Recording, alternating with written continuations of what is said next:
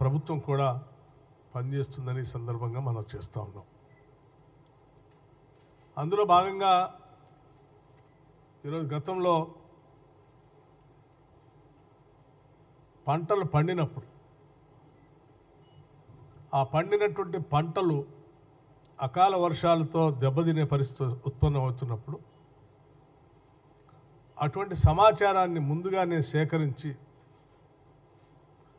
స్థానికంగా ఉన్నటువంటి paddy purchase centres సంబంధించినటువంటి ఆయా అధికారులు కానీ ఆ ప్రాంతంలో ఉన్నటువంటి వాళ్ళకు కూడా ఈ టెక్నాలజీ ద్వారా సమాచారాన్ని, వర్షం పడేటువంటి సమాచారాన్ని, ఏ ఏరియాలో లోకలైజ్డ్గా కూడా ఏ ప్రాంతంలో ఏ రోజు పడుతుంది అనేటువంటి సమాచారాన్ని కూడా ఈరోజు రాష్ట్ర ప్రభుత్వం విరివిగా వాడుకుంటూ ఈ ప్యాడీ పర్చేజ్ సెంటర్స్లో కూడా ఈ కమ్యూనికేషన్ వ్యవస్థని, నెట్వర్క్ని ఉపయోగంలో పెట్టుకుందని సందర్భంగా మనం చేస్తూ ఉన్నాం.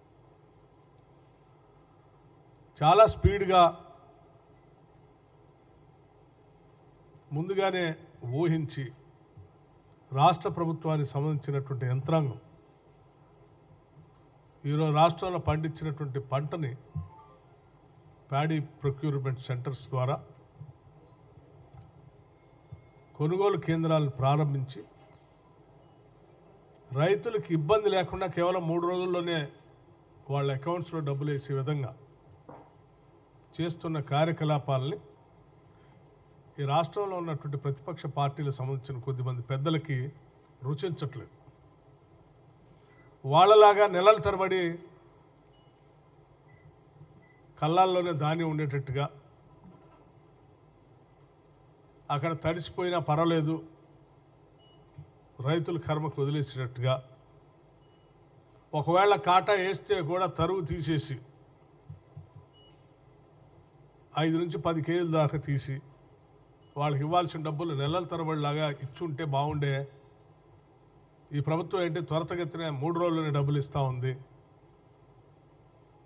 తడిసిన ధాన్యాన్ని కూడా కొంటా ఉంది, మాకంటే ముందుగానే సెంటర్లు స్టార్ట్ చేసి రైతులు ఆదుకుంటుంది అనేటువంటి అక్కస్తో ఈరోజు రాష్ట్ర ప్రభుత్వం పైన తప్పుడు అవాకులు చవాకులు మాట్లాడుతూ ఉన్నారు.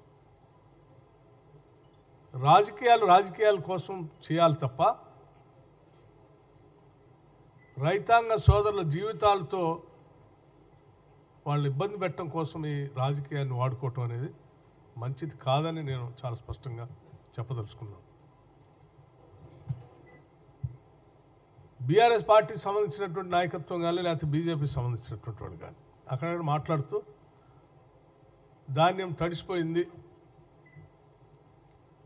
మీరు అసలు కొనుగోలు కేంద్రాలే మొదలుపెట్టలేదు, కొనట్లేదని మాట్లాడుతున్నారు. కొంత సమాచారం తప్పనిసరిగా అంటే లేస్తే అబద్ధాలు మాట్లాడుతూ బతికేటువంటి బీఆర్ఎస్ పార్టీ ఈ వాస్తవ విషయాలు ప్రజలకు తెలియాలనే ఆలోచనతోనే నేను చెప్తాను. ఉదాహరణకి 2022-23లో ఇదే యాసంగి 9/4/2023 నాడు మొదలుపెట్టారు. ఈయన దాదాపు ఓ 15 రోజుల ముందే మీరు ఆ రోజు సెంటర్స్ ప్లాన్ చేసుకున్నది 7,031 అయితే మీకంటే ఎక్కువ సెంటర్స్ని అడిగిన దగ్గర ప్రతి దగ్గర అవసరం ఉన్న ప్రతి దగ్గర ఇప్పుడున్నటువంటి ప్రభుత్వం 7,245 సెంటర్లు ప్యాడీ ప్రొక్యూర్డ్ మీరు చూస్తే 33.97 లక్షల మెట్రిక్ టన్స్ని మీరు ప్రొక్యూర్ చేస్తే ఈరోజు వరకు మేము 37.59 డేట్ వైజ్ కూడా నేను చెప్పడానికి సిద్ధంగాను. ఉదాహరణకి సేమ్ 2022-23 ఏప్రిల్ 1 నాడు మీరు 0 ప్రొక్యూర్మెంట్ మీది. ఇప్పుడున్నటువంటి ప్రభుత్వం 1,00,000 మెట్రిక్ టన్నులు కొను. అదే రోజు 15th ఏప్రిల్ నాడు 0.02 lakhs మెట్రిక్ టన్స్ మీరు కొంటే ఇప్పుడున్న ప్రభుత్వం కాంగ్రెస్ ప్రభుత్వం 3.25 lakhs మెట్రిక్ టన్స్ కొన్నది 15th ఏప్రిల్ కల్లా. అదే 30th ఏప్రిల్ కల్లా 6.71 6.71 లక్షల మెట్రిక్ టన్నులు కొంటే ఇప్పుడు మేము 16.93 లక్షల మెట్రిక్ టన్నులు కొన్నాం. ఎక్కడ 6 లక్షలు, ఎక్కడ 16 లక్షలు. అట్లాగే 15th మే కల్లా 25.35 లక్షల మెట్రిక్ టన్నులు మీరు కొంటే మేము 32.93 లక్షల మెట్రిక్ టన్నులు ఇప్పటికే కొన్నాం. 20వ తారీఖు కల్లా మీరు 33.97 లక్షల మెట్రిక్ టన్నులు కొంటే మేము 37.59 లక్షలు, అంటే దాదాపు 38 లక్షల మెట్రిక్ టన్నులు కొన్నాం. అంటే మీరు బాగా చేసినట్ట, మేము బాగా చేసినట్ట? గాలి మాటలు మాట్లాడటం కాదు, వాస్తవాలు, లెక్కలు ఇవన్నీ ఆన్ రికార్డు ఉండేవి. అంతేకాదు, మీరు ఆదిలాబాద్ నుంచి ఖమ్మం వారికి పాదయాత్ర చేస్తున్న సందర్భంలో ఈ రోజు ఏదో ఒక సెంటర్లో రైతు నాతో మాట్లాడుతూనే ఉండేవాడు. ఆనాటి పరిస్థితి అదైతే ఈరోజు మేము చాలా స్పష్టంగా చెప్తున్నాం. మీరు అటువంటి పరిస్థితి ఇప్పుడు లేకుండా మేము బై ఛాన్స్ ఇన్ని చర్యలు తీసుకున్నప్పుడు కూడా అకాల వర్షం సడన్గా ఏదైనా వచ్చి అక్కడ ఉన్న రైతులు అప్పటికప్పుడు ఏమైనా చేసుకోలేకపోతే తడిస్తే కూడా తడిసిన ధాన్యాన్ని కూడా ఎంఎస్పితో కొంటామని చెప్పాం. ఎక్కడా ఒక్క గింజ కూడా వదిలిపెట్టామని చెప్పాం. అది ఏ స్థాయి వరకు అంటే చివరికి మొక్కెత్తినటువంటి గింజలను కూడా, మొలకలు వచ్చినటువంటి ధాన్యాన్ని కూడా ఒక్క గింజను కూడా వదిలిపెట్టకుండా అదే ఎంఎస్పితో, రేటు తగ్గించి కాదు, అదే ఎంఎస్పితో ఈ ప్రభుత్వం కొంటదని చాలా స్పష్టంగా చెప్పాం. కొంటుంది కూడా. ఏ రైతు ఆందోళన చెందొద్దని మేము చాలా స్పష్టంగా రైతులకు చెప్తా ఉంటే మీరు ఆ పక్కన తడుస్తూ ఉన్నాయి, రైతులు అన్యాయం అయిపోతూ ఉన్నారు అని వాళ్ళని భయపెట్టి భయభ్రాంతులు గురి చేసి ఒక రకమైనటువంటి ఒక ఉద్రిక్త వాతావరణం, రైతుల మనస్సుల్ని ఆందోళన చెందేటట్టుగా చేసే పరిస్థితి మంచిది కాదు. దయచేసి మీరు మీ ఆనందం కోసం రైతులను ఇబ్బంది పెట్టకండి. మేము చాలా స్పష్టంగా ఉన్నాం. ఎన్ని లక్షల మెట్రిక్ టన్నులు పండినా చివరి గింజ వరకు ఈ రాష్ట్ర ప్రభుత్వం కొంటది, తడిసినా కొంటది, మొలకలెత్తినా కూడా అదే ఎంఎస్పీ రేట్తో కొంటది. మీరు నెలల తరబడి కొన్నటువంటి ధాన్యానికి డబ్బులు ఇచ్చేవాళ్ళు కాదు. మేము కేవలం 3 రోజుల్లో రైతు అకౌంట్లోకి డబ్బులు వేస్తాం. నెలల తరబడి రైతులకు డబ్బులు ఇచ్చేవాళ్ళు కాదు. మేము 3 రోజులు రైతులు ఆ ట్రక్ షీట్ పట్టుకొని మిల్లర్ల చుట్టూ తిరుగుతూ వేసిన కాటా వేసిన ధాన్యాన్ని మా 10 కేజీలు తీశారు, లేకపోతే అది తీశారు, ఇది తీశారు అని చెప్తూ వాళ్ళు డబ్బులు ఇవ్వకుండా మిల్లర్లు బయటికి పంపిస్తూ, లేకపోతే సివిల్ సప్లైస్ వాళ్ళు డబ్బులు ఇవ్వక రకరకాల ఇబ్బందులు పడేవాడు. ఇవాళ ఏ ఇబ్బంది లేదు. 3 రోజుల్లో 3 డేస్లో డబ్బులు ఇస్తా ఉన్నాం. ఇది ఈ ప్రభుత్వం యొక్క చిత్తశుద్ధి, రైతాంగ సోదరుల కోసం, పంట పండించేటువంటి కుటుంబాలు ఆదుకోవటం కోసం చేసేటువంటి కార్యక్రమం ఇది. దయచేసి తప్పుడు సమాచారం ప్రజల్లో చొప్పించి, మీకేదో ప్రసార మాధ్యమాలు మీ సొంతవి ఉన్నాయి కాబట్టి మీ ఇష్టం వచ్చినట్టు రాసుకొని, మీ ఇష్టం వచ్చినట్టు చూపించుకొని ప్రజలను తప్పుదోవ పట్టించి ఇబ్బంది పెట్టే కార్యక్రమం చేయబాకండి అని చెప్పడం కోసమే నేను ఈరోజు మీ ద్వారా వారికి విజ్ఞప్తి చేస్తూ ఉన్నాను. రైతాంగ సోదరులందరూ కూడా నేను విజ్ఞప్తి చేస్తున్నాను, ఎవ్వరు ఆందోళన చెందాల్సిన అవసరం లేదు. ఇది మన ప్రభుత్వం, ప్రజల ప్రభుత్వం. It's a people's government. ఇది మన ప్రభుత్వం, ప్రజల ప్రభుత్వం, పీపుల్స్ గవర్నమెంట్. ఈ ప్రభుత్వం మన కోసం, ప్రజల కోసమే. ఎవరికి ఏ ఇబ్బంది రాకుండా చూసుకునే కార్యక్రమం చేస్తుందని మీ అందరికీ నేను సవినయంగా విజ్ఞప్తి చేస్తూ ధైర్యంగా నిశ్చింతగా ఉండవలసిందిగా కూడా రైతులకు చెప్తా ఉన్నాను.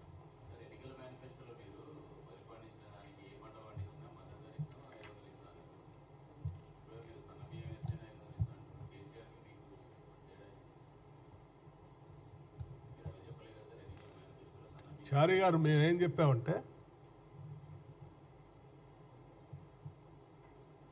సన్న బియ్యం కొనుగోలు 500 బోనస్తో మొదలు పెడతామని చెప్పాం.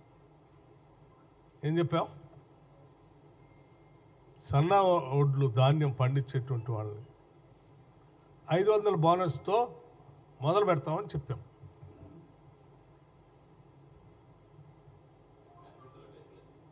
మొదలు పెడతామని చెప్పామని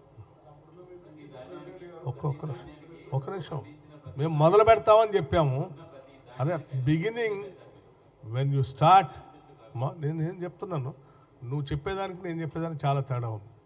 సన్న బియ్యానికే 500 ఇస్తున్నారు అని చెప్తా ఉన్నారు. నేను చెప్పేది ఏంటంటే సన్న ధాన్యం కొనుగోలుతో మొదలు పెడుతున్నాం అన్నాం. ధాన్యాన్ని మేము మొదలుపెట్టేదాన్ని మీకు ముందు సమాచారం ఇస్తున్నాం. మేము సన్న ధాన్యాన్ని కొనుగోలు చేసేదానికి 500 రూపాయల బోనస్ని స్టార్ట్ చేస్తున్నామని చెప్తున్నాం.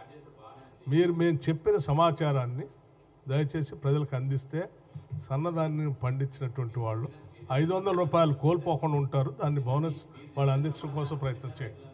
ఓకే,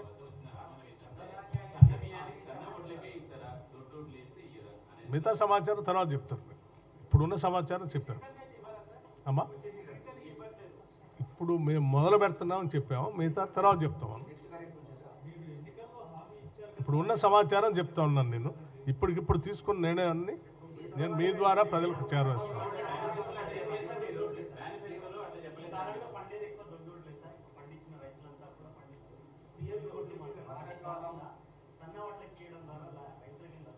మీకు మేము తీసుకున్నటువంటి విధానపరమైన నిర్ణయం సమాచారం మీకు స్పష్టంగా నిన్న క్యాబినెట్ మీటింగ్ అయిన తర్వాత ఒక్క నిమిషం బ్రీఫింగ్ చేసి ఉంటారు. ఆ చేసిన దాన్నే మేము తీసుకున్న నిర్ణయం సన్న ధాన్యం సన్నోడ్లు పండించేటువంటి వాళ్ళకి 500 రూపాయల బోనస్తో మొదలు పెడుతున్నామని చెప్పారు.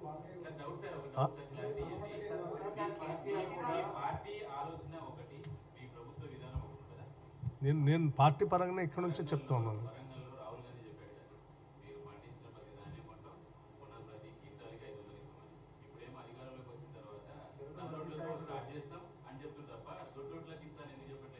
అది చెప్పేటప్పుడు అది కూడా చెప్తారు.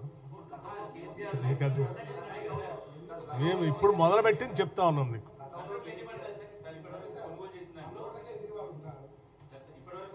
ఎక్కడి నుంచో ఓ దగ్గర స్టార్ట్ చేయాలి కదా.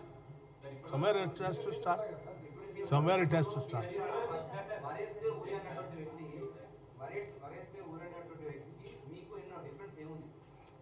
మేము ఒరేస్తే ఊరి అన్న ఆ వ్యక్తికి మాకున్న డిఫరెన్స్ ఇప్పుడు నేను చాలా స్పష్టంగా చెప్పాను. పండించిన ప్రతి గింజను మేము కొంటామని. ఒరేస్తే ఊరేస్తాం మీరు ఏ వాహనం అని చెప్పినట్టుగా మేము చెప్పట్లే. చివరి గింజ వరకు కొంటాం, తడిసిన గింజను కూడా కొంటాం, మొక్కెత్తిన గింజను కూడా కొంటామని చెప్పాం. మాకు ఆయనకున్న తేడా. ఆ సమాచారం నా దగ్గర లేదు, తీసుకొని చెప్తాం ఎంత ఉంది.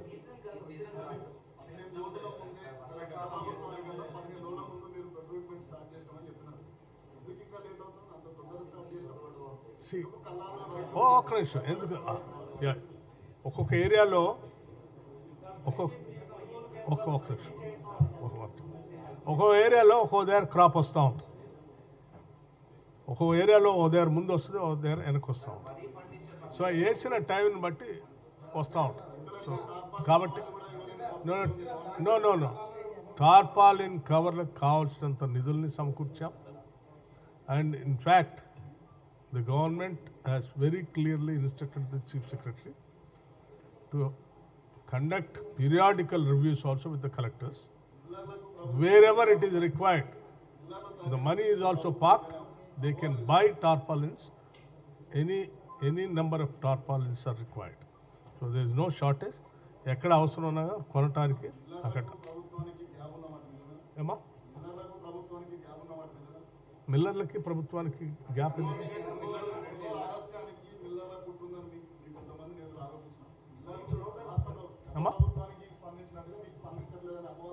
నో మిల్లర్లకి గవర్నమెంట్కి గ్యాప్ దేనికి?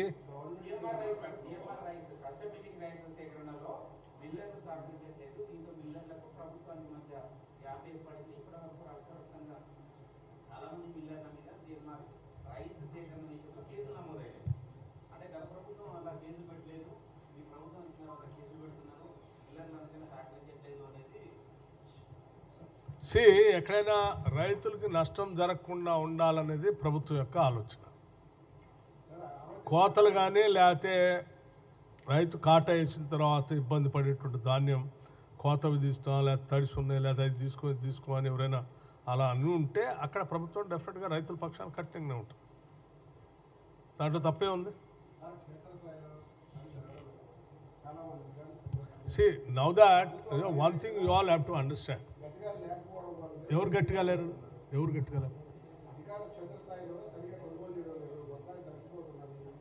చెప్పాం కదా, ఇప్పుడు మేము చాలా స్పష్టంగా చెప్పాం కదా, వచ్చినట్టు కొంటాము. నంబర్ ఆఫ్ సెంటర్స్ కావాలంటే కూడా ఇంకా పెంచడానికి కూడా సిద్ధంగా ఉంది.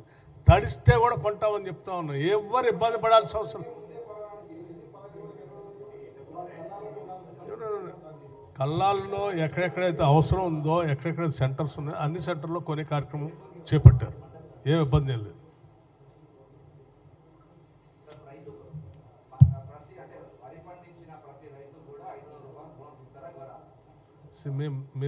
మీరు ప్రశ్న ఒకటి, నేను చెప్పింది ఒకటి. నేను ఏం చెప్తా ఉన్నా అంటే, సన్నాలు ధాన్యాలు పండించినటువంటి రైతులు కొనుగోలు కేంద్రాల్లో 500 రూపాయలు బోనస్ స్టార్ట్ చేశారు అని చెప్పారు. బోనస్ స్టార్ట్ చేసింది 500 రూపాయలు బోనస్ ఇవ్వటం అనేది బోనస్ స్టార్ట్ చేయటం మొదలుపెట్టారు అని చెప్పారు. పులిస్తాం. అది మీ అజంప్షన్. మీ నోట్లో నేను నోరు పెట్టలేనుగా. ఒక్క నిమిషం మీరంతా కూడా ఒక్క నిమిషం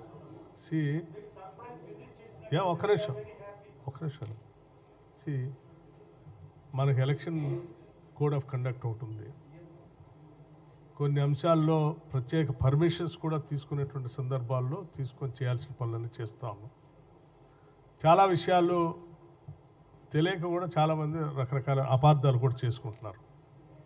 సో ఎన్నికల కోడ్ ఉంది కాబట్టి సీరియస్గా మినిస్టర్స్ కానీ లేకపోతే మిగతా వాళ్ళు కానీ రోజు దగ్గరుండి ఫీల్డ్లో ఉండి మానిటర్ చేసుకుంటూ చేయాల్సిన పని మీకు ఆ కోడ్ లేనప్పుడు కనపడే విధానం, కోడ్ ఉన్నప్పుడు కనపడే విధానానికి కొంత తేడా ఉంటుంది.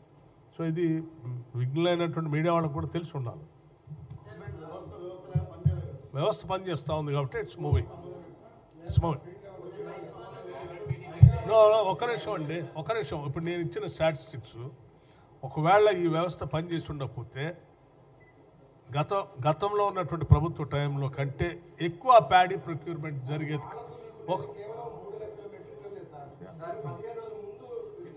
అవును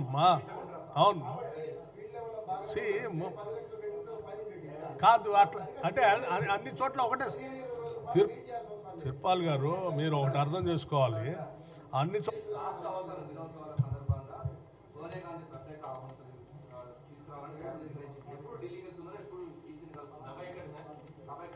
అది డేట్ అంటే ఎప్పుడు ఢిల్లీ వెళ్ళేది అనేది డేట్ ఇంకా ఏం డిసైడ్ చేయలేదు, చెప్తాం. అమ్మా రాస్తాము. ఇంకా పోయి అడగందే అప్పుడే వస్తాను.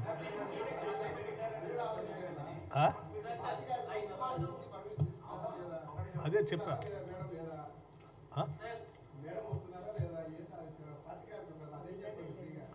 కాదమ్మా,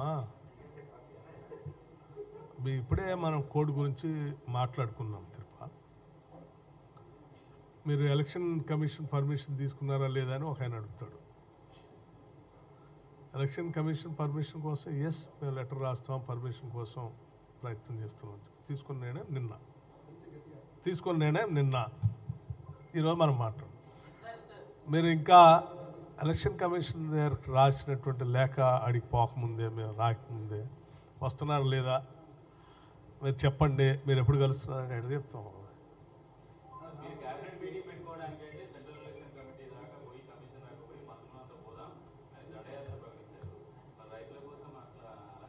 అందుకోసమే కదా ఇవన్నీ తీసుకొని పీరియాడికల్గా, అందుకోసమే ఇదంతా పీరియాడికల్ పర్మిషన్ తీసుకొని నిన్న క్యాబినెట్లో కూడా డిస్కస్ చేసి నిర్ణయం తీసుకుందాం. ఈవెన్ తడిసిన మొక్కలు ఉన్న దాన్ని కూడా కొనాలని నిర్ణయం తీసుకోవటం అనేది it is a historical decision. One has to appreciate that.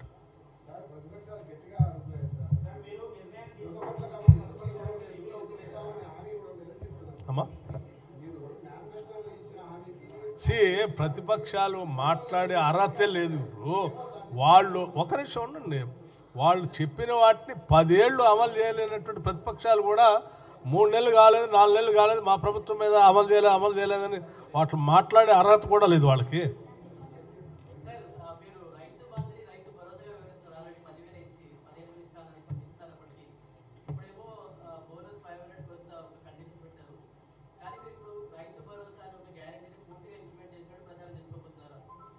ఇచ్చాం కదా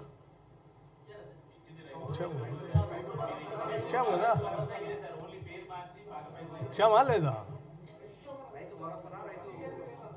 దాని పేరు రైతు భరోసాగా మార్చాము. ఒక నిమిషం, రైతు భరోసా ఇచ్చేదా? 10,000 ఇచ్చామా లేదా? ఇచ్చాము కదా. తర్వాత రైతు భరోసా సంబంధించినటువంటి దాన్ని మీ విధి విధానాలు ఇంకా ప్రకటించలేదా అంటే ప్రకటిస్తాం త్వరలో, దాన్ని కూడా అది కూడా చేస్తాం.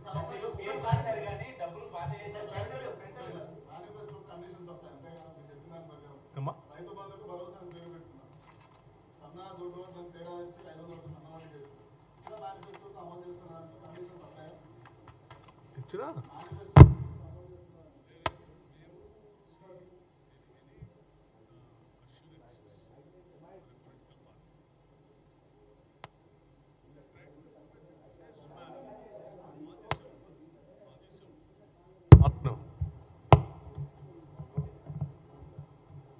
ఆన్ చేసాం. ఇప్పుడు పీరియాడికల్గా అమలు చేసుకుంటూ వెళ్తూనే ఉంటారు. మీరు రాగానే సేమ్ డే సింగిల్ డేనే అన్నీ చేయమని ఒక నిమిషం అండి. ఎవరు ప్రకటించినా కానీ you just compare with a party which has not implemented even after 10 years also. మేము 10 రోజులు కాకముందే మొదలు పెట్టాము. You must appreciate that. మేము రాగానే గంట కూడా కాలేదు అసెంబ్లీలో.